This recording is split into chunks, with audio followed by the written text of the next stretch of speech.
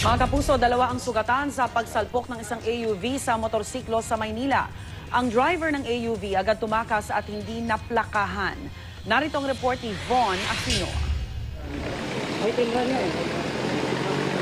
Nakahandusay pa sa tabi ng kalsada ang dalawang lalaking ito nang gata ng GMA News sa kanto ng UN Avenue at San Marcelino Street sa Maynila. Pasado alas 12 ng hating gabi, magkaangkas daw ang dalawa sa motorsiklo nang salpukin ng isang AUV. Ayon sa isa sa biktimang hindi na nagpakilala, mabagal naman daw ang takbo nila. Apex yun, nakita ko nanina ko po Apex.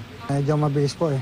Papunta umanong Taft Avenue ang kanilang motorsiklo habang diretso sa kabilang bahagi ng San Marcelino Street ang AUV nang mangyari ang insidente. Hindi naman natandaan ng mga biktima ang plate number na nakabangga sa kanila na tumakas matapos ang aksidente. Hindi na kayo hinikuan, tinakbuhan kayo.